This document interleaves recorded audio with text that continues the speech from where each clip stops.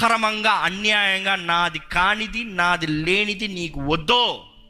అయితే మీ అందరికీ ఈ ప్రశ్న ఉండొచ్చండి, అంటే న్యాయముగా పరలోక రాజ్యానికి సంబంధించినట్టుగా విత్ డిగ్నిటీ మనం ఏమి పొందుకోలేమా?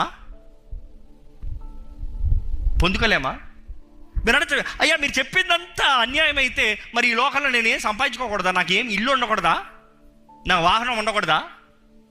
దేవుడు నాకేం అవడా? తిండి తినకూడదా? ఏంటి మీ ఆన్సర్ ఏంటి?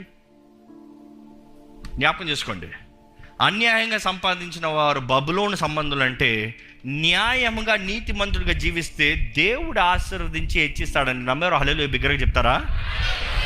2 రాజ్యాలు చెప్పా, అంధకార రాజ్యము, వెలుగు రాజ్యము. అపవాది రాజ్యము, దేవుని రాజ్యము. అపవాది రాజ్యము వాడి రాజ్యాన్ని అధికపరుస్తూ ఉంటే దేవుడు తన రాజ్యాన్ని అధికపరచడా? దేవుడు అంటున్నాడు, నా ద్వారా ఆశ్రయించబడిన వారు ఎలా ఉంటారు? ఈ లోకం చూడాలి, ఈ ప్రపంచం చూడాలి. ప్రపంచం ఇంతవరకు చూసిందా లేదా? ఆది కాండం నుంచి చూడండి, చూస్తూనే ఉంది, అర్థం చేసుకుంటలే.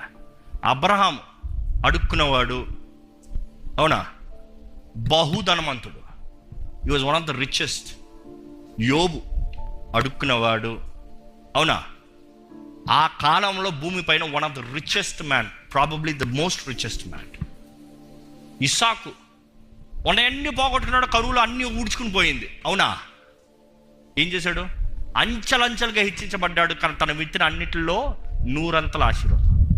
యోసేపు చెరసాలలో పోయాడు, బానిసగా పోయాడు, చెరసాలలో పోయాడు, జీవితం అంతమో, అవునా.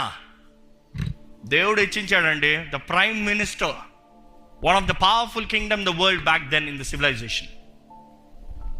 దేవుడి ద్వారా ఎంతమంది ఉన్నారండి? దావీదు ఏంటి, గొర్రెల కాపరి కూర్చున్నాడు, అవునా.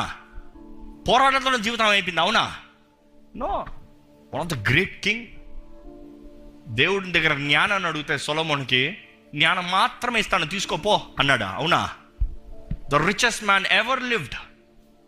ఏంటండి, దేవుని దృష్టిలో న్యాయంగా ఉంటే దేవుడు అంటాడు, అపవాది నీ బిడ్డలను అడ్డదారులు ఆశీర్వదిస్తా, నేను న్యాయంగా ఆశీర్వదిస్తా. నువ్వు వారితో అక్రమ రీతిగా ఆశీర్వదిస్తే ఇంకోటిది దోచుకుని తినేది ఇది అపవాది సంబంధించి. దేవుడు అంటాడు, నువ్వు విత్తు, నేను ఆ *100 కొడతా. నువ్వు విత్తు *100 కొడతా.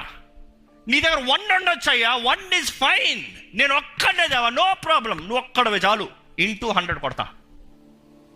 ఇంకా దేవుని దగ్గర ఎట్లా ఉంటుందంటే, వారిలో ఒంటరి అయిన వాడు 1000 మంది అవును. ఎట్లా అయ్యాడు 1000 మంది? ఒక్క మనిషి 1000 మంది వెంటనే అవుతాడా? 1000 మందిగా రాగలడా? దేవుడు అంటున్నాడు, ఐ విల్ బ్లెస్. అబ్రాహాం అంటున్నాడు, అబ్రాహాంతో దేవుడు అంటున్నాడు, ఇసుక రేయుల వలె ఆకాశ నక్షత్రాల వలె నీ తరాన్ని చేస్తా. ఎలా కుదురుతుంది? దేవుడు అంటున్నాడు, I have spoken and it will happen. అప్పుడు చూస్తే ఆయనకి సంతానమే లేదు, కానీ ఆయన నమ్మాడు. He believed. ఐడియాలజీ.